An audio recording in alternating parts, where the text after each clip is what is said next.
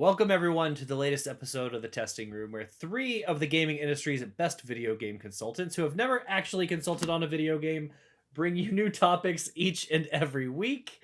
As always, I'm Alex, aka the Gozfather. I'm Christian, aka Pseudo45. I'm Preston, aka Funkadelic Jedi. Yay, and I am currently in a battle of wits with this cat who is determined to get up in front of this camera, and she is not happy about sitting on my lap right now. So, you know, if anybody is watching this and you just see a little like tentacle pop up here, yeah, it's cattail. Why'd you give me that look, Preston? Why'd you? I gave you the same look. To be fair, Preston and I thought the same. Yeah. Okay. Someone's got something on mind. Show your screen. Share your screen now. Do it, coward. Share your screen. Yeah. I'll share my screen. Hold on here. See what tentacle shit you're showing, looking at. Wait. You don't really have to share your screen. I don't care. No. All you're gonna do is mess up the Discord window. No. It took long enough. There you go. It took too long. I'm not gonna watch the stream because that'll be blocked on YouTube. I see your tentacle porn. Yeah. I wasn't closing anything. I was actually just trying to figure out how to mirror my screen, because by default it just wants to mirror selected apps. I believe you. You don't. It's fine. Nope. It's fine. Of all the things, tentacles would not be my jam. Hey, I'm not gonna judge. Oh, I'm not gonna judge. I'm just saying, for me, it would not be my jam. I wouldn't judge you. You know, people like things they like. You know. Yeah, no, tentacles. Like I sit here and poo-poo on your tentacles. Yeah, it might. I know why you might think that because of my infatuation with Asian culture, but nope. Tentacles all about Asian culture. Please, let's move on. Well, why? Let's just sit right here. Yeah, I don't want to. Let's have our hentai cast now. Yeah, I'm just gonna. I'll just catch you guys. Rule34video.com. Let's do it. Later. Disconnect. So, welcome everyone. We'll get on track, I guess, if we must, from our favorite hentai pastimes. So. Watch Kristen spit his water out all over his keyboard. It was close. If I do that, I gotta be careful. If I spit water on my desk, it might turn Preston's computer off. Yeah, no shit. Yeah, what was going on? I don't know, man. You were in the Discord and you dropped. I was working the other day and I was mad and I slammed my hand on my desk and for some reason restarted my PC. So then today, like, I see your text. I'm like, okay, I reply back to the text. I just kind of toss it onto my desk and all of a sudden, computer just restarts. It's not like a full power cycle because everything, like the lights and everything, are still on. The fans didn't stop. It's just rebooted. No reason. Just wanted to. I guarantee if I did a little boom right now, I would do it. But I went back in behind the PC and jiggled the cables around a little bit to see. And I don't know why my camera keeps on changing its light thing up. I don't know. This is a really bad spot. Because the window behind you. It's the auto. You need to turn off your auto exposure. But either way, that's It looks fine. Is the outlet that it's plugged into in the wall, like, is it one of those old school outlets? I mean, it's an old school outlet, but the outlet's like over here, like nowhere near the desk. So I don't know. Is it pulling tight? This won't get mad, or if I do get mad, I won't slam my desk while we're recording. It'll be fine. You should. You stand up, you turn around, and you just punch your couch. Yeah, I got our recliner right there. It's nice and fluffy. I can punch. Yeah. That's funny. All right. Well, tech issues aside, let's hop over to Preston's comment corner and see what's going on over there. Got a big one from Tori about Bramble Part 2. She even says, sorry, this will be a big of a long one. That's okay. That's fine. It's only a comment. We're good. I don't know where to even start in my thoughts on Part 2, but to truly double down on, man, does Bramble really hate them kids? I've seen some dark things in video games, but as soon as I picked up that wooden child's toy, my first thought was, oh, a kid's dying, and it's going to be sad. It really was a heartbreaking moment that really doubles down on bad things happen, and there are times we can be powerless to stop them. But I should mention this is also spoilers for Bramble. With that being said, the second half of this game should have watched Part 2. Yeah, you can watch Part 2. Second half of this game is a bit different vibe than Part 1 with the little gnomes in the first half. It gives you a sense of you can save everyone if you try hard enough or fast or clever enough. But in this half, especially with the infant death, it gives you a sense of powerlessness that you could save an innocent child. Skogsgra Grove fight has to be my favorite boss in the overall game.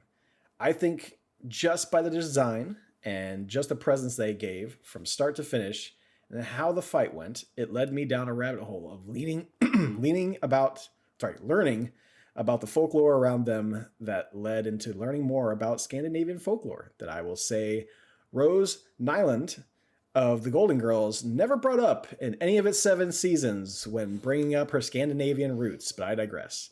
If you guys didn't know, Tori's a big fan of Golden Girls. Allie had me rewatch that entire show with her. It's a good show. A year or so ago. It was enjoyable. Actually, it was funny, surprisingly man. good and surprisingly holds up really well.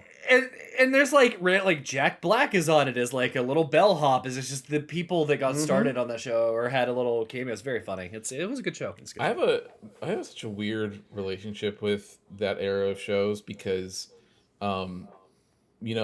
like when we were growing up, like sometimes they were on, but like a lot of times it was always like late night TV that those reruns were on. Yeah.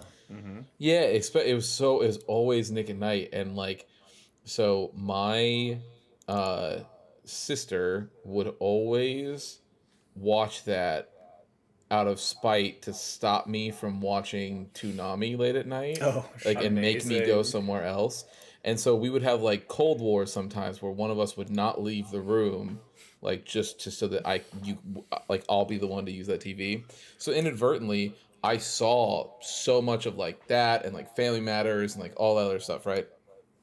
And there was moments, I never said this up until like way later, but when I was a kid, I was like, these shows are good, but fuck you, I want to watch Dragon Ball Z, so get out of this room. But like in my head, I was like, these are actually pretty good shows. I want to watch my Inuyasha. No. No, I was not. I was not an Inuyasha child. Although, funny enough, that was the first that was the first anime that ever got me in trouble. Because so it was, I actually don't know how they got around this back then or anything like that. But in that show, if you call somebody, or I guess back in the 90s, if you called somebody like a bastard or whatever on TV, it didn't get bleeped for some reason. So I'm watching, I was waiting for Dragon Ball Z to start. Episode of Inuyasha was front loaded. I just got it was maybe 10 minutes early, right? So I'm at like the back half, whatever episode it was. He's in the middle, like he's fighting somebody. In the middle of it, he calls him a bastard. My mom has just turned the corner as that happens. Livid. I mean, just so upset that I'm watching a TV show that has such bad language and yada yada. It was a whole thing. I was like, I don't even know what this show is, so don't get mad at me. I have no idea what's happening. I'm just waiting for Goku to get on the screen. Please stop screaming at me. That was my experience with Inuyasha for a very long time. All right, we'll continue on towards comments. I would have thought putting on the Dead Prince's clothes would have had a different effect if movies had taught us anything, but it was nice that you got to change Ali out of the truly gross clothing they're wearing after everything he trudged through. There were too many bramble flowers in the king's boss fight that made it go on a bit too long. I just expected more from the last boss fight. Though props to Lithamore for not dying when the king ate her, and that she was able to cut her way out of him with Tuva's light. Overall, I truly enjoyed the game. It was fun from start to finish, even if they killed you in a horrible way whenever you didn't die by falling off a cliff. I enjoyed the world building lore they gave you and how they gave it to you in the storybook since you were a kid in a game. It's a nice 4 out of 5 Brambles, and I'm excited on what this studio will do next. It was a great recommendation, Steph. Thank you for listening to my ramblings. Till next time, Tori. Thank you, Tori. Yeah, I think we're all about the same page of that. About 4 out of 5. Yeah. Mm-hmm. Yeah, it was good. Yeah, appreciate it, Tori. Yeah, thank you for the comment. Yeah, that's it. It's got my corner. All right. Okay. Well, I guess we have a show to do then. Sure. So, if you guys don't care, browser tabs. if you guys don't care, I'll start with my week because I didn't do Like that every much. other week? Honestly, that's not Also, true. like every other week. I mean, Christian Also, says this every other week too, so it kind of feels that way. I know he says it, but it's not true, right? So last week I didn't go first. I don't think, or the week before. I don't remember. It's been too long. All right, Doesn't matter. It's fine. It's fine. If Christian wants to kick it off, he can start going first. Until he does, I'm going first right now. Yeah, my week wasn't big, honestly. I've played 2 games. We'll talk about the first one because it's the one I put the least amount of time in. I played Doom: The Dark Ages. Okay. I am a quarter of the way through the game, so there's 22 missions. I'm on 5, right? So that's about a quarter of the game. Yes. Have you gotten to any of the open world levels yet? Okay. There were 2 questions there. Game Pass, yes. Just because I had Game Pass from Expedition 33. I don't know what's gonna happen there though. I mean, I guess I think the month just renewed, and then I'll cancel it now and play it. Because what I have saved is how to move my save data from Game Pass for Clair Obscur to my Steam version. Fair enough, yeah. That way I can take it with me in other places. So once I do that, I'll cancel Game Pass. So yes, Game Pass. Christian, what was your question? Have you gotten to any of the open world levels yet? You mean in the Titan mech? No, not specifically. Just there's some levels that are like massive, huge open areas that like on some occasions, like depending if you're looking for secret and stuff, some of them can take like almost 30 minutes. Oh, all of the levels I've done so far have been 45 minutes to 50 minutes. Sorry, I meant like specifically like those little open world sections within like that level. Oh, I don't know. There's only been one that felt super non-linear. So I think it was the 3rd or the 2nd where you go through a couple of linear sections and all of a sudden they're like, you need 4 keys. And they're like, where are they? And they're like, there. So have fun. That one was the longest mission I played. It was open in the sense that I could go whichever direction I wanted to get said keys and do it. I'm not quite sure if there's one that if it opens beyond that, maybe. The one I saw, because I was looking at some footage when Max was playing it, and it was like, I mean, it's like a proper open world, like it was huge. But also like did it also have like a battlefield on it? Maybe because there's some that look like they're straight up like open battlefields and stuff. That yeah, except like nothing was happening. Like it was just him like running, looking through things, and like occasionally like something would pop up and he would like, shoot at it or whatever. But like it was like very open and like nothing was happening. And he made it sound like there was multiples of these levels because it was like a little bit towards the end. But he was like, "God, I hate when these levels show up. Like this sucks." And I was like, momentum. Yeah. I have not. Okay. But I bet you it's coming close because the first level is the intro. Here's how to play the game. The second level introduced you to more enemies, keys, and weapons. So like the second level is like, here's your shield. Now your shield does more mechanics. I'm still listening, by the way. You're letting good. My cat because Mage is screaming at the door. It ended with like a boss fight, like the first proper boss. And that boss did the same thing as the shield, which is like, now you have to throw the shield, do special mechanics for bosses. Congratulations. The level after that was the maybe the mech level or something, but it has to be coming because it seems like they're pretty linear in like what they're trying to teach you. So if every level is not open world, they just pepper them in. I bet I'll get one soon as like this is your first introduction, and then you'll get into it. I don't know what to say about it, to be honest with you. Like it feels good. I texted you guys the other day, right? I was very excited about like my first experience with it. It feels good. The map is super solid. I haven't missed anything on any map yet, so it's like really easy to read. It's really easy to navigate, to find the little collectible dolls and other stuff they have in there. Movement's great, and the guns and the sound and the noise, like everything feels like 2016 Doom. And the reason I'm gonna say 2016 Doom is because honestly, like I beat Eternal. I never did the DLCs, but I beat Eternal, but I don't remember that much about Eternal. Like I do 2016. We were the group of people that Eternal didn't work for, so yeah. Okay, so it's fine. We beat it, but it's just.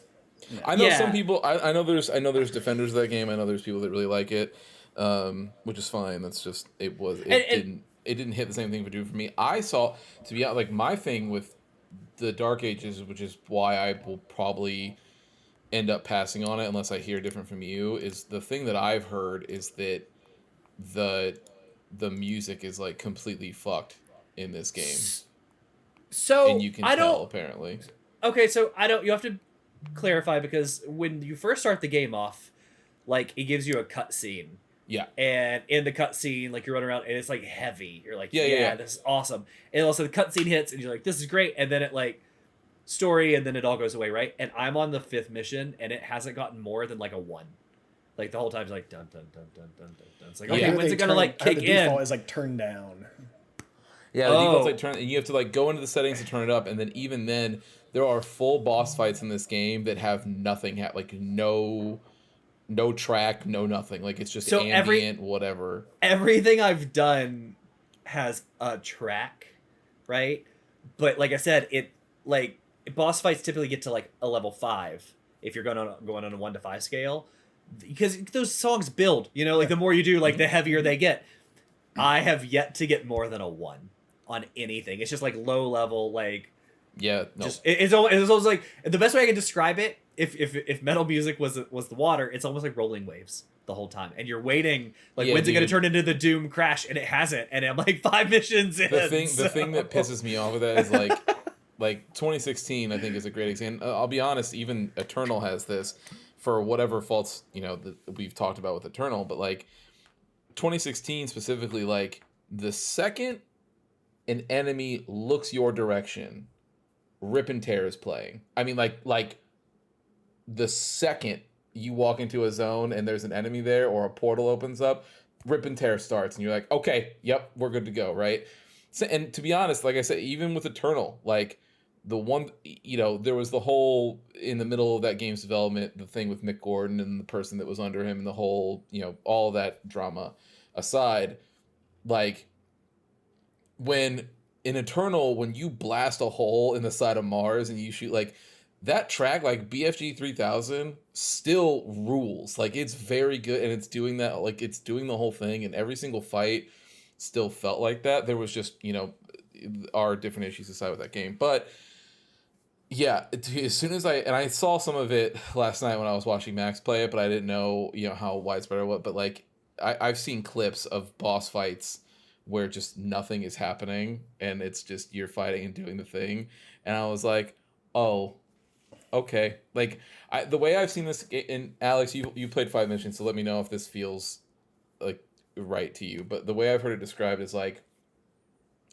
there was Doom 2016, and then Eternal, again for better or for worse, felt like even though we feel like it was the wrong attributes, but it was let's build on the attributes of 2016 and make a game that is faster and like everything has all these other things. I remember that right? being too fast in that game. Is what Sure. I remember about it. Right, but again, that's up to personal taste, right? But like, so that's what that was. Like, they were clearly building on the back of 2016, and then this was just like, hey, let's make a sequel to Doom. Like, we'll just spit out another game. Prequel to Doom.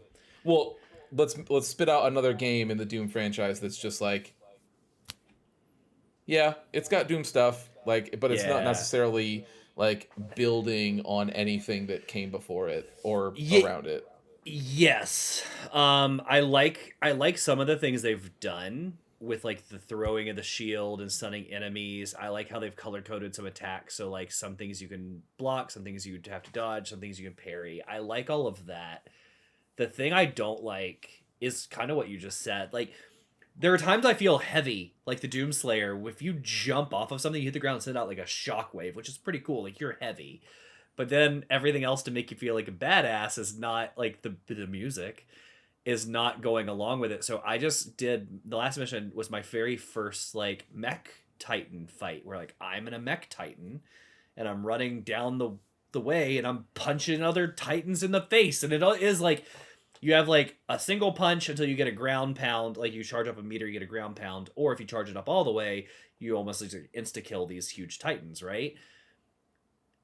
And that whole time, should be like rip and tear playing. Like you're in a mech, you're bigger than the Doomslayer. I'm running along the walls just because of the destructive environments. I'm like tearing stuff down, and the whole time the music's like bum bum bum bum bum bum bum bum bum bum bum bum bum bum bum. Like it should be more epic if you're gonna be in a giant fucking. It should exactly. So like that is my only problem with it so far. So far it's fine. I think I bet you if you were to play this later, it would probably hit different. And actually this is what I was going to say, right? Like this game is fine, but coming off of Clair Obscur, where the music was incredible and everything else is incredible, I really I found myself doing a level and then I turned it off and I just went back to my New Game Plus. So like that says something about the game. Like again, maybe if I was further removed from Claire and it maybe wouldn't be so egregious. I mean, because the rest of it's good. Like the enemy design's great and the guns, it feels good. But the music is a big part of that experience, and that experience. Yeah, that's what I was gonna say, man. Like I think I'm safe and just like I had the same thoughts we talked about last week. Where like, oh, what do I do? Clair Obscur, like maybe get Doom Dark Ages. I got Doom at home, right? I got 2016. I re-downloaded it on my Steam Deck. I'm like, I wanted to play some Doom. I'm like, well, that's a really good Doom. I should play that. Not to mention, some would say the best one. Yeah, and we don't like to get political on this show really a lot. But Microsoft is a part of the boycott due to all the issues. Are they? Yeah, because Microsoft is supplying Israel with AI for things and this and that, and their cloud service, things like that. So it sours it for me a bit. I'm like, you know what? I got 2016 right there. I just bought all 3 of the new Colossus, or not the new Colossus, Wolfenstein games. So I'm like, I got shooters at home. I can wait until like maybe that blows over a little bit, or until I just I can just play other games. There's plenty of other games out there. Clair Obscur, we'll talk about it later on, but yeah, there's plenty of other games I can play, and it's just. That's an interesting point, Preston. I have been out of the loop, which is odd for me. I didn't know until someone mentioned it. So like it's part of like shit, is it? Yeah. And I looked it up and like sure as shit, they just it was just the beginning of this month they put Microsoft on that boycott. So on the boycott, yeah, that might change things for me then. Because I'm the same way. Like 2016 is great. This game does some other interesting things and kind of funny things too. So like I've run into some pinkies already, but the pinkies are just giant warthogs that these guys ride on top of. Those are pinkies? They're calling those pinkies? The fuck? Well, I don't know if they're calling those pinkies, but that's what they are. Like they have the horns and other. It's the same thing, but they're on like all 4s. So they're giant warthogs. They ride them. Like that. So I don't know. It's a goofy. It looks cool. It looks fun. It feels good. It's just a goofy premise, and I was one of those people where like I was fine with more cutscenes for more story for this. Sure. But the more that it's happening, the more cutscenes that happen, the more I'm starting to lean towards this is too much story for I just need to kill demons. Yeah. That's all. So here's the thing. That's actually thank you for saying. That's what was great about 2016 over Eternal 2 is that you gave us too much. They give us more story. Like let's get more lore done. I'm like no, I want someone in there chirping a narrative, chirping at me, and then my Doomslayer doesn't give a fuck and he just smashes the fucking console anyways because he's doing what he wants to do. And all we need to know is that people are afraid of you and you're coming in there to kill all the demons. That's all you need. So thank you because I agree. So I think it shows me that clearly 2016 was an accident. Like, and here's what I mean by that. No, but here's why I would say that is because Doom 2016 is perfect by every measure as far as a Doom game is concerned. Like modern the music, Doom. The music is perfect, right? There's no there's not a single bad track on that entire first soundtrack, right?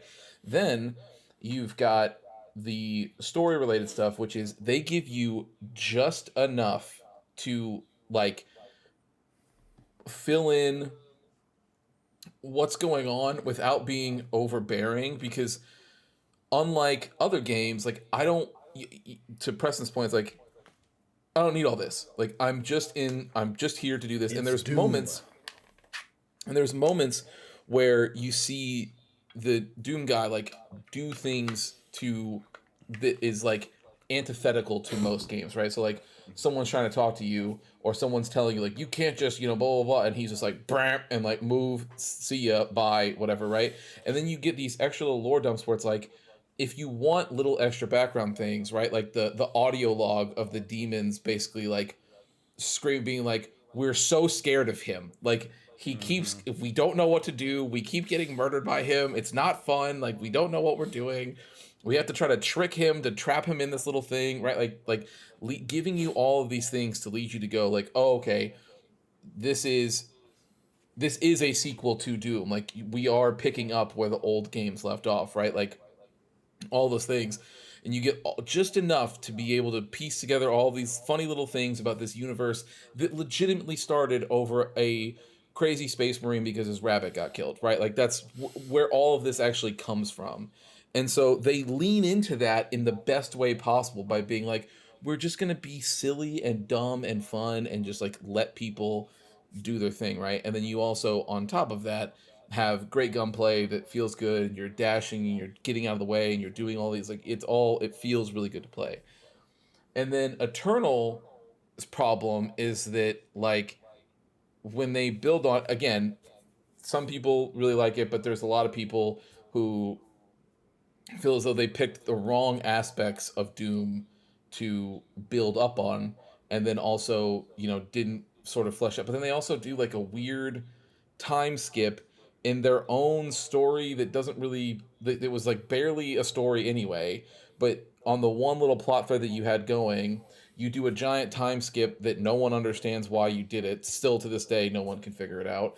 You have the issues with the soundtrack and all this other stuff, and everyone's like, yeah, Eternal's there. Some people like it a little, like still like it, but everybody agrees that 2016 is still the better game. Like it's just, there's some people who don't like Eternal at all, and there's some people who still like it. They just think 2016 is better.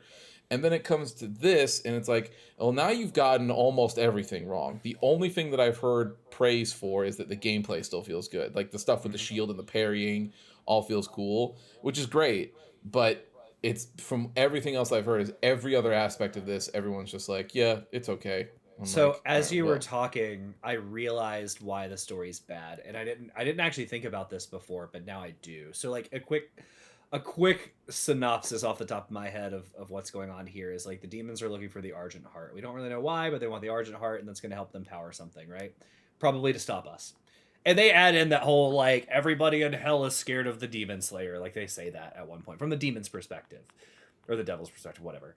And then you have the other guys, which like are the creators, but essentially they're the angels, because that's what you are. These futuristic angels, they have us trapped.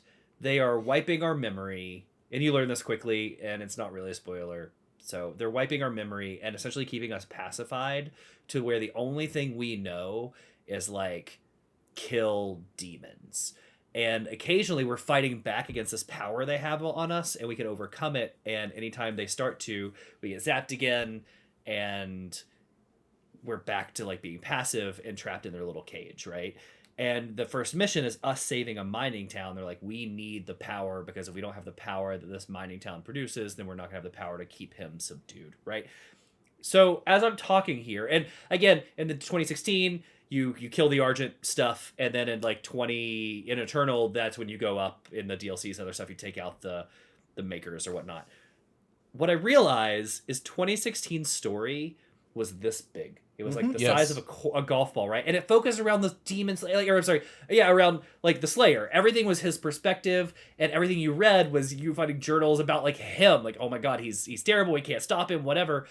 And the other story was just, it came through as people would try to tell him things. He goes, yeah, shut up, I don't care, like shut up. And that was the story. People would try to tell you things, but he kept you focused, going, kill demons. That's what this is fun at. So now what I've realized is that's the problem. They've expanded everything to give you the demon perspective and the maker perspective, but none of it matters, because we know at the end of the day we fight the makers because they did something to us. It doesn't really matter the reason. They did something, we're pissed off, we fight them in Eternal. And I never care what the demon's perspective is. I don't care what your end game is. I just want to kill. So that's what I've realized is, as you were talking, you've expanded the story and no longer made it about me. You've made it about other people's goals, and all I want to do is kill everyone. And that's where the problem is, where 2016 was so tight and focused. They've lost that tightness on the other And that's two what I games. mean about 2016 being an accident, is that ever since they have never been able to just nail it like they did there. Mm-hmm. Yeah. Yeah. Lightning in a bottle. That's what they got. Yeah. So anyway, it feels good, but it's just, it is hard. I got on today. It's like, oh, I'm gonna play some, and I played a level. I was like, yeah, I'm gonna go back to my New Game Plus. So the other game that I played, hints by New Game Plus, I beat Clair Obscur Expedition 33. I could tell by Christian's text that he was worried about the ending I was going to get. Oh. Because I have a tendency to make bad decisions. Yep, Same. you sure do. I get the worst ending in every game. But I did make the right decision in this one. You did. And not because I guessed, because truly, like, they do a great job at making you choose and giving you arguments for each, and got the good ending. And boy... Yeah, there's arguments for regular people, then there's arguments for sociopaths. Yeah. I started this game off tearing up in the first 20 minutes, and I ended this game in the same fashion. Like, yeah, it's really good. They nail it. They absolutely nail it, man. I don't know what to say. We can't talk about it that much now. Preston's in the middle of it, because I can't say anything there and spoil it. I can't wait for you to finish it, Preston, because I really want to talk about this game. Christian was ballparking around 50 hours for his first main playthrough. How much are you thinking for your 40-ish. Mine was I think about 57. To be fair, I believe I did a little bit more than Christian did at first. So I'll have less 100% mop up to do. Sure. But yeah, I did almost everything in the first playthrough except beat, and I can say this name because Preston doesn't know who it is. I didn't beat Simon. I found him right at the end of the game. I found him right at the end of the game, and he started doing things that just ejected my players off the map, and I was like, "Yeah, I'm not about to fuck with you right now, my boy." Just so we're clear, he does not lose that ability. Yeah, man. I did everything. I went back and fought the. I got Mael's special weapon, the one that starts you out in virtuous stance and stuff. I did all of that before I did New Game and whatnot, because boy, by the end of that game, even that fight, all I had to do was block that enemy she had one round of attacks on me, and I was like, Mr. Chance, that's sorry, that was your one to take me out, and you missed it. Call an ambulance, but not for me. It is really funny towards the end of the game, and even in New Game Plus, when they try and introduce moments of bosses, and then Mael comes out and just snaps her sword once, and the game AI goes, oh god, I don't know how to react to this right now. You skipped all the phases. It's incredible. I can't wait to talk about it more, because I want to talk about the two endings. Is really what I want to get into. Yeah, we're going to have to do a spoiler cast before Game of the Year. I can already feel it, because when Preston gets through it, I know he's going to want to talk about it. Yeah. Yours will probably take around 40-ish hours, Preston, on the difficulty you're playing, because that's what it took for me. You won't, if you don't feel the need to do a bunch of the extra, and honestly, I probably should, I just brute force some stuff because I'm an idiot. A lot of the extra stuff would be easier in New Game Plus, because they're just boss fights with more health. It's what they are. As long as you know how to play the game, you're fine. Yeah. What's funny is that this actually is a funny thing about this game's design that I think most modern games are doing now, especially Preston, you've played through Rebirth, so you'll know what I'm about to say. But there's a lot of modern games now that, so back in the day, especially with RPGs, but in general, side quests were extra side things for you to go do that would put you whenever you got you hit a wall in whatever the main thing was, you're oh, all right, I gotta go do some side stuff to get up to where I'm supposed to be able to go do this next thing. Whereas now, in modern design, side stuff is truly an optional thing that you really don't have to go do, and if you do want to go do it, it puts you way above whatever the main stuff is. So like this game is not set up in a way at all for that you need to you need to even look at a side objective unless you feel like doing it. Otherwise, you will never not be able to do whatever's in front of you. Just so by at the end, Christian and I had the same problem where we did enough side stuff. At the end of the game, the entire last area. So the last area you get, you walk through little portals, right? Yeah. From the moment I stepped through that little portal to the time I beat the game, minus the final boss, I one-shot everyone. Yep.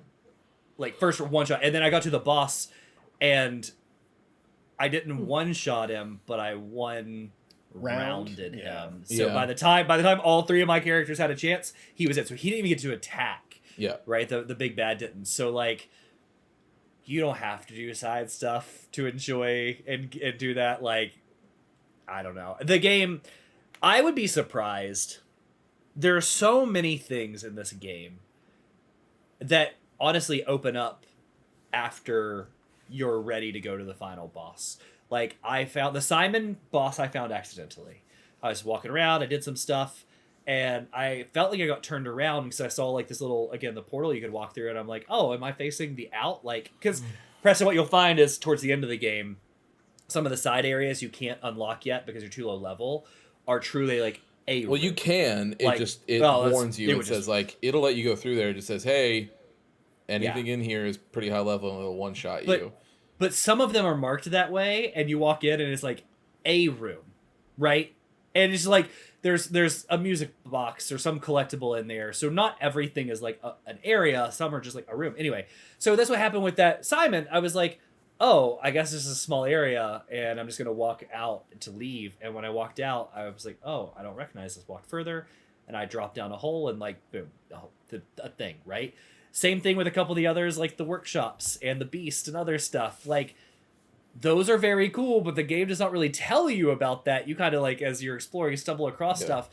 I would not be surprised if there are a couple of very hidden Easter eggs that it's months until people fully find some of that stuff. Probably. Like, I know a lot of, and that's a credit to this dev team and this game, man. It is so stylish and polished. And I tell you, did you see the interview he did where he said what his 3 favorite games were, like franchises? No. Devil May Cry, Dark Souls, and Final Fantasy. Explains a lot. Perfect. Guess what? You nailed it. Oh, and he made sure to say that during this is a podcast that Preston and I listen to, but he dropped some info that during his Devil May Cry playthroughs, his favorite style for Dante was Royal Guard. Oh, there you go. And you just go, yep. I see it. That's so perfect. I hope that Capcom heard him say that, and all of a sudden we get an Expedition 33 crossover with Monster Hunter in a year and a half or something random. Yeah. But it was great. I can't wait for Preston you to finish it. I can't wait to talk about it. The endings, though, I really can't wait to talk about. You have an option, Preston. You can to start New Game Plus is interesting when you beat it. You actually have to go back into your game and you go to a save flag, and then you can start it from there. It's not from the menu. So you can either start a new game or you could just go through the end again. That's kind of what Rebirth did too. Because when you finish it, they want you to load up into the game somewhere on the map, save it, and then you can go through. You can't just exit out and hit New Game Plus. Yeah. So yeah. Might be a newer game thing. Yeah. So you can experience both endings in half an hour if you want to. However long it takes to get back to the final boss. It was great. Great. Those are the only 2 games I played. That was great.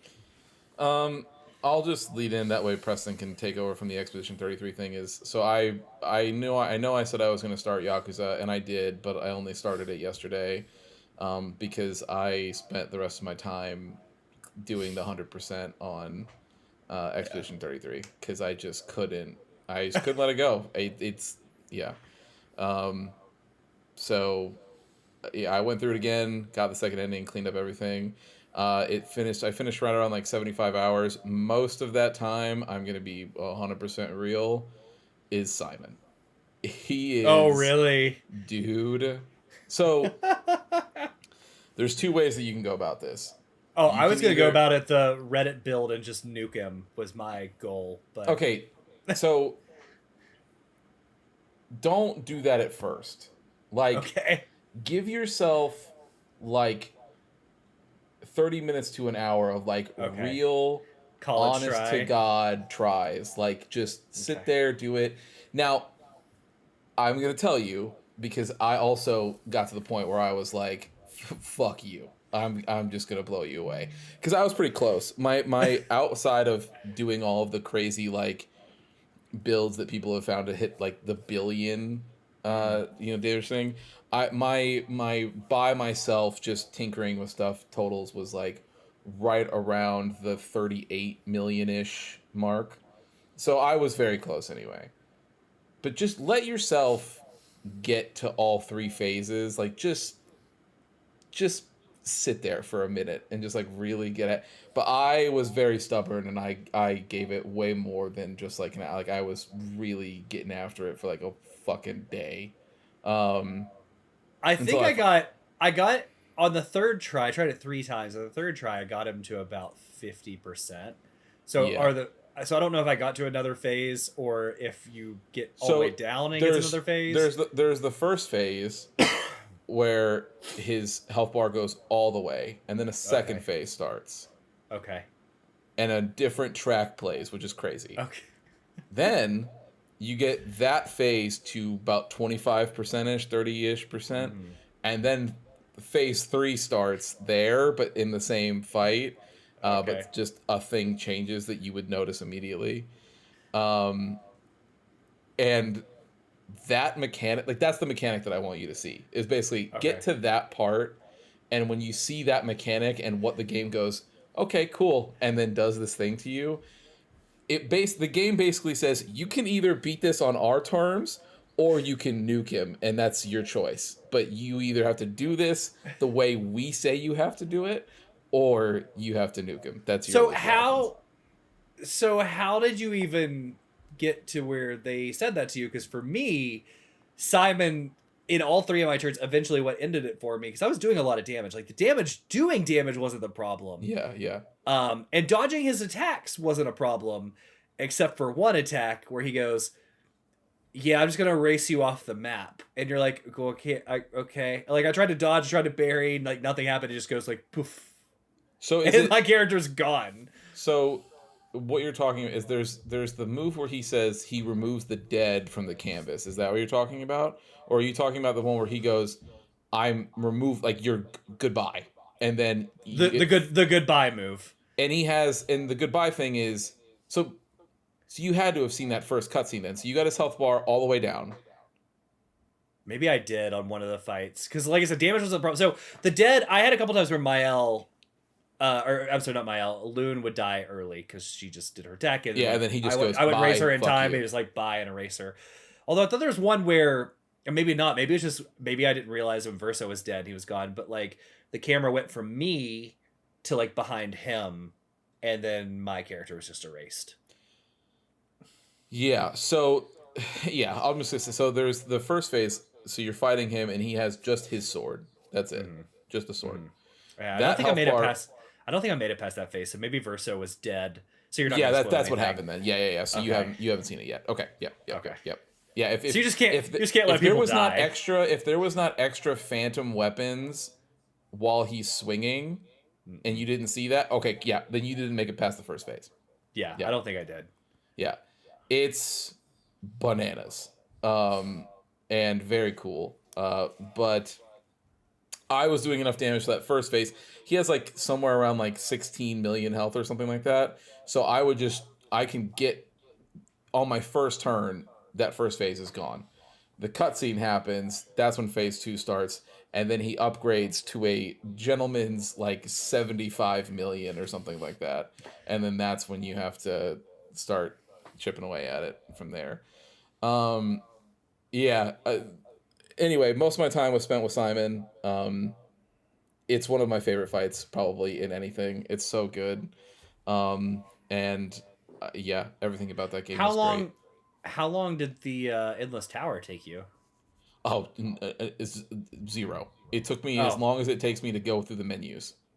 Okay, so at my level, I could probably, because I'm 90, I could probably just respec some things here and there, change out some pictos, and I could probably just work through most of Probably that the main thing that did it for me was that when through New Game Plus, I did all of the white Nevron quests. Mm-hmm. And when you finish that, it gives you 150 Lumina points. Oh my god, I'm already at 180 on everybody. How many more can I Yeah, get? I'm at 400 across Okay. like all of my team. So because of so that, though, you had every picto turned on. so I just went to my own. I was like, thank you. But then I set up something, so I figured out there's some pictos that you'll get later that you'll probably run into some of these, Preston. But there's a picto that you get later that I did not understand the use for when I first saw it until I started piecing together what the game was allowing you to do, and I was like, oh. And so there's a picto called Auto Death, where the character that has it on just dies. Yep. And I was like, okay, like we'll see where that goes, because there's never so far this game does not have a useless picto, and so I was like, well, that seems weird, but I'm sure I'll get there. Then there's a picto that auto raise. You do have auto raise now. Then you get a picto that does damage to all enemies on death, and then there's a picto that is give allies shields when you die, and then there's one that is give them powerful, give them AP, all that stuff, right? So you turn all those on two characters, they die at the beginning, and apply all of their buffs, and then it doubles and stacks onto Mael. Then there's a picto that gives a bonus to damage for every single shield that your character has on. I already start off with 3 before the fight even. So you can get up to 9. Okay. And then that damage stacks, and then you have all the other damage stacks things that happen. And so then if you're feeling risky and you do roulette, well, now I've got an extra potential of another 200% that can happen and all that other stuff, right? So it can get kind of crazy. That's where I was getting some of my stuff at, right? So I did that, and that by itself was enough for me to just blink at things in the main game, even in New Game Plus, which takes some of the totals up to like the expert difficulty. And then I smoked everything, and then I was like, all right, it's time. And then I went down, and Simon still looked at me like, that's hilarious. But no, that won't be working here. And so, yeah. But anyway, I got to see the other ending finally. So now I don't have to worry about getting spoiled in any sort of form or fashion with anything in this game. I got the 100%, got all the achievements. It's great. It's clearly, by the way that we've talked about it, it's clearly my game of the year contender right now. And so, yeah, I don't know, man. There's just not much more to say about it. But did that. I played the first 2 hours of Yakuza. I've got to the point where, Alex, you probably know where this is at, but it's after the bar fight that happens like late at night. So I'll just say this about it so far. Like I said, I'm only 2 hours in. Man, having a story that is like that, just like wacky and having fun or whatever, is the perfect cleanser after a story like Expedition 33, because it's like I can just have fun. I don't have to worry about how serious and all the other themes and everything that's tackling. It's just a fun Yakuza game where I'm just hanging out with Majima doing stuff. So that's been great so far. And then obviously the game for this week. So that's it. Okay. Yeah, just quickly on Obscur, as I've talked about a lot today. It's great. I love the writing. I love the story. I thought that Ben Starr was going to be the main protagonist. So I'm sitting there, I'm like, what voice is he doing? Because I thought it was Ben Starr. I'm like, man, I recognize his voice. So like, he sounds like he's doing a voice. I'm like, oh, it's fucking Charlie Cox. It's fucking Daredevil. Yep. He just has a British accent because he's British. Yeah. But like, oh shit. I'm like, because every once in a while he does like something like, oh, of course. I'm like, oh, that's 100% exactly how it sounds when I'm watching Daredevil. I'm like, okay, that's Charlie Cox. Mm-hmm. I don't think I've run into Ben Starr yet, but we'll You've see. not. You will know. You will very clearly know when I'm you sure. see Yeah, Mr. Clive Rossfield. Clive Rossfield, yeah. But no, I'm enjoying it a lot. You can see that it is a 30-person team. I mean, there's like some things in there that you kind of wish, like for example, I would love a fucking mini map or some type of map outside of just like the overworld Yes. because like Yes. I'm in the little brush headed people village. I'm sitting The there trying to, Gestrels. yeah, she's like, okay, well, we opened the door next to the village to you so you can get into the next place. I'm like, okay.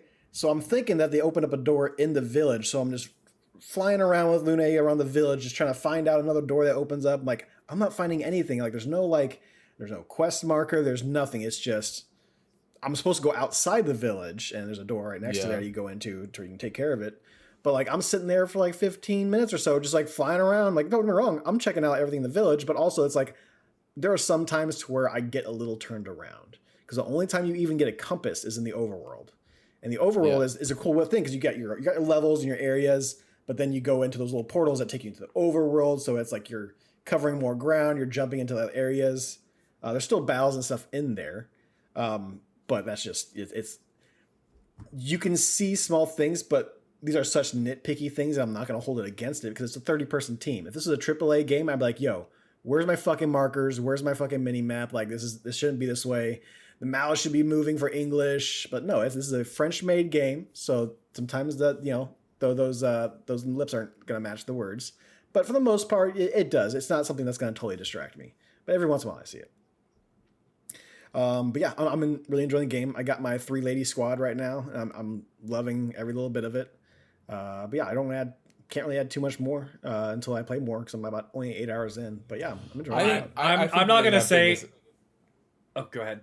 I would say I think the minimap thing is a fair criticism. Like even regardless of the team size and everything, like it's one of my only criticisms on the game. But I completely agree with you. Like the areas are just non-linear enough that even when you're just exploring things, it would be so nice to be able to know where I've been and like what I'm looking for and different things like that. Because it's so, especially, so the area that you were in before the Gestural Village, the Flying Waters one, I got lost so many times coming in those little coral areas because it just, I'm like I'm like, did I go down that side or did I go down this side? Samey everywhere, and it's just it's gorgeous. It's beautiful. Like that level is very cool as far as like walking around a place that makes it look like you're underwater, but you're not. It's very cool. Yeah, I totally agree with you. No, I think it's a fair criticism regardless of the thing. I wish they would have that on there. It is one of my only nitpicks on the game. But I still think it's totally fair to. My only other one is for a game that can be very punishing. Like I was about 5 hours in before I finally decided to turn it down to story mode because I started on normal and I wasn't hitting the parries. I wasn't even hitting the dodges properly to where it's like, okay, I'm just getting fucking hit and there's nothing I can do. And this game wants you to not get hit. Like that's the main part of the combat is like, yeah, sure. You have to engage with it. You need to not get hit. And it being a very RPG stuff to where it's like turn-based, but you got button presses and stuff to do in between attacks while you're attacking. When they're attacking you, you got to time it just right. And there's nothing that tells you, hey, this person's going to, like, it says a combo, but it doesn't say like, this person's going to attack you like 3 times. One of them is going to be a jump attack. So you're learning as you're going. So you're going to get hit once or twice to start off with until you finally figure out the rhythm of how this person attacks. Because they're going to attack you the same way every time. They may have like 2 or 3 different types of attacks, but they all have the same, like they all follow a rhythm when they do that one attack. So I was getting to the point where it's like, okay, I'm turning down the story because I'm fighting this one boss that shouldn't be too hard. But this one attack, because it was a shield that had guns on top of it, and those guns would hit me every fucking time, and that causes burn damage to everybody, and I don't have anything that's going to cause myself to not be burned at the moment. So it's just, I was kind of getting screwed on that. I'm like, you know what? Take it down. And I've been having a lot of fun with all these other bosses now and like side stuff to where there's one point you see a giant in the background, like, oh, you see one of those, you stay away from it. Well, I fucking pulled up and I found one of them just like hanging out in the corner. I'm like, well, I did turn down the story. Let's just see what happens. I mean, we got a save point right here. I'm like, I'm just gonna go see what happens. And I got him. He was gobbling up some of my characters every once in a while, which I thought was a really cool mechanic, but you know, it wasn't permanent. So I got through that one. I was very surprised. And I got a really cool weapon out of it. So it's a lot of fun. I'm enjoying it with story because I just don't have the skills for that type of parry and I don't have the patience for it as well. So, but yeah, I'm enjoying it. I just think that the second gripe was with a boss battle, with games that are like, these guys are hard, you gotta learn it, you're not gonna do it all the first time every time. I want a restart from battle. Not, load in, get to the checkpoint, follow forward, get the video, skip the cutscene. I want like, oh, you died? Press the button, start the battle over again. Let's just keep running it. It didn't have any of that for me. So I'm like, it kind of sucks. If I'm playing this boss for like 10 times in a row, I'm having to stop. I'm having to walk a little bit because the checkpoint's not right in front of the boss. I'm having to skip the cutscene once it happens, and then we get into the boss. And you're doing that 10 to 15 times, it gets a little annoying. So those are my only two things. Other than that, yes, it is a phenomenal game. Don't let those two things. It's just we talk the game up a lot. There are things that you can find and nitpick at if you want to. But overall, I think it's just a wonderful game. Love this premise. Love the story. It all seems very new and fresh. I'm digging it. Other than that, I beat Final Fantasy VII Rebirth finally. It's really, really good. A little confused at the very end, but apparently we're supposed to all be very confused at the end.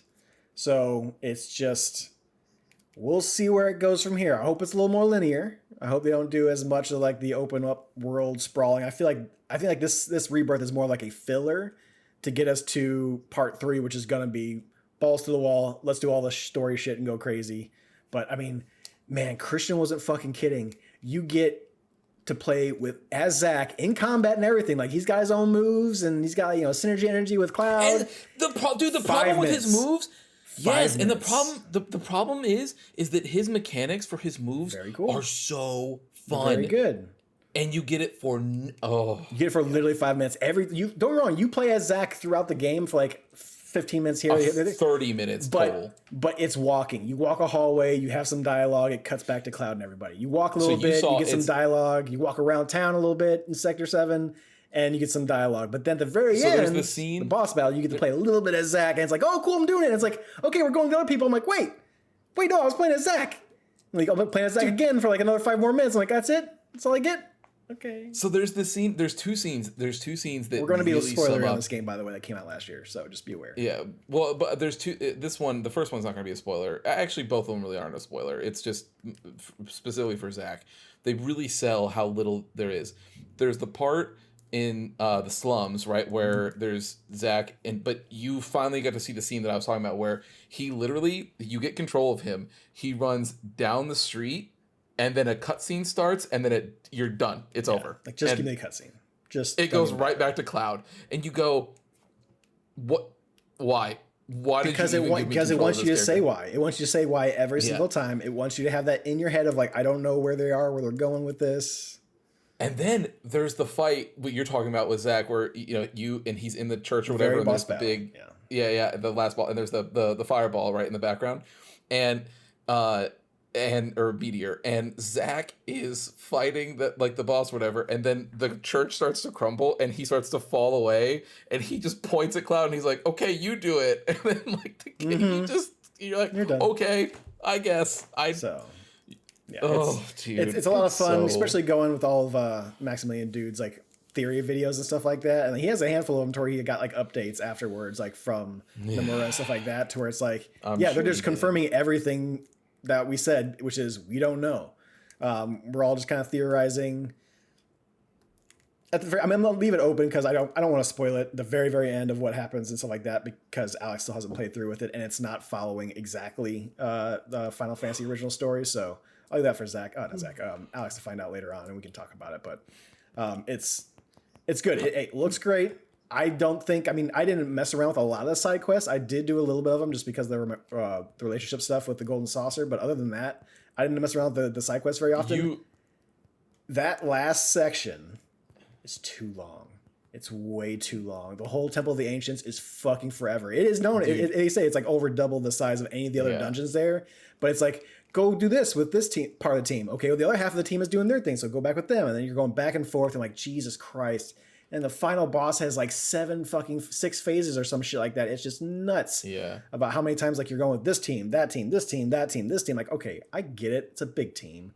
But Temple of the Ancients did not need to be a 15-hour long ordeal. I feel like there was one side quest that I made sure you went and did, though. Yes, the chicken. And I know we texted about it a little bit, but you can admit, dude, and I mean this, that is more or less the quality of the side stuff that's in there. Like, you can see how frustrating. It's a little funny, but yeah, if you're like Christian, you're 100%ing it and doing all the side quests, I can see how you'd be like, fuck this quest. But also, like, Alex, I'm trying to remember it all correctly because it's been a while, but essentially you're in a town, the chickens got loose, you gotta get the chickens back to this one building. Like, okay.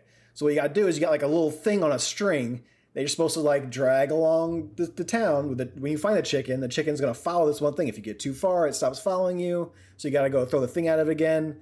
And you're doing this and it gets a little bit further for like every 3 chickens. Like one chicken a little further, one chicken's a little bit further. I'm like, man, I got one more chicken. And it's like, okay, you're going to the open world section. You're gonna bring the chicken all the way over here. I'm like, fuck this. I'm like, well, I've already made this far. And you go all the way to that chicken. It's like a cutscene happens where you don't actually have to do it. I'm like, oh, thank fucking Christ. Because if I had to do it, I would have been like extremely pissed. But if I did all of the quests like that and I did all of them, I would have been mad. There was a moment where I'm like, fuck. But dude, there's a moment where because especially the way that the quality of the side stuff has been up until this point, I'm glad that you at least felt that, because there's a moment where it makes you think that you're gonna have to go all the way back, and you look at this game and you go, are you fucking joking me? Yeah. And then it goes, we're just kidding you, and it's like, that's not funny. Like yeah, I'm just really glad they didn't make me do it. Sound fun. Yeah, I'm just really glad they didn't make me do it. So, but yeah, no, it's a great game. I think I'm really enjoying this remake of 7. I got past the point that I did in the original. I think breaking it up to 3 games is a great way to do one of these really long Japanese or role-playing games. So, these Japanese role-playing games. One of these days I will get back to 7 because I do want to see the differences and the tones and stuff like that, because it's diving into a lot of the whole multiverse, different worlds type of thing, to where it's like, okay, I'm curious to see where it goes with some of the stuff in the original game. Yeah, what's funny is that none of that shit is in the that does not happen until post Advent Children, and then they sort of retrofit all of that stuff into 7. But yeah, dude, like if you go back and play original 7 right now, you would be. All of that is missing. It's not there. Like it's very excited for the 3rd one. That comes out in 2027 if it keeps the same turnaround time. Little upset that I didn't get to play as Vampire Boy. What's his name again? Vincent. Voiced by Matt Mercer. I'm like, oh, he looks so cool. He's awesome. I'm like, oh, you don't get to play with him. He's kind of in your party, but he's not like fighting or anything like that. But he's just kind of hanging out with the team towards the very last It's just it's like how they did Red in the first part. Yeah, so it's and don't even get me started on Red. Just kind of ruined a character just by changing the voice, but it's fine. Just how way to. Red was so cool. Red was so cool. I'm like, yeah, Red's not that cool anymore.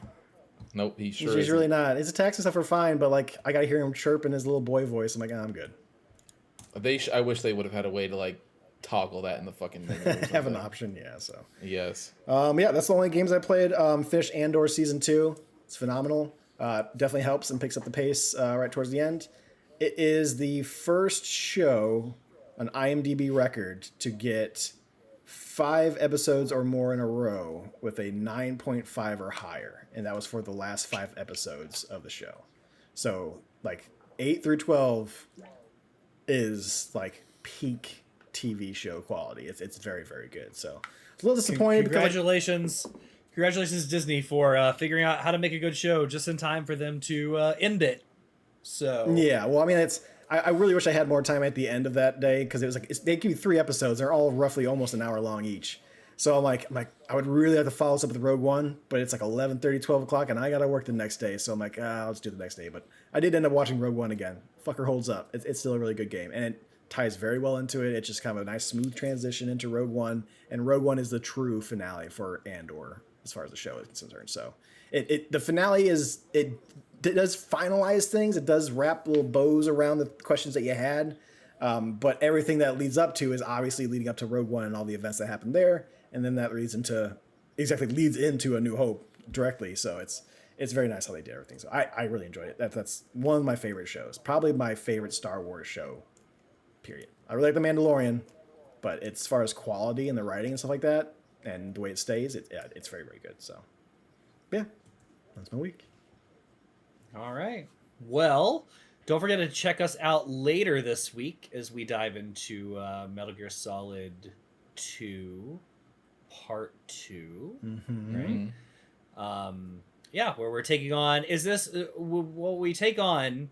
Was this officially the first level of the game, or was this also... you know how the last time was part of the pre-release demo stuff? Yeah, we're in the game. We're fully into the game. All right. Well, so join us for part 2 of that as we talk about Metal Gear Solid 2. And yeah, we'll check you later. So Preston, with that, you know what to do. Yeah. Thank you for listening to another episode of The Testing Room. To catch up on past episodes or to check out the newest ones when they drop, follow us on Apple Podcast, Spotify, or wherever you get your favorite podcast.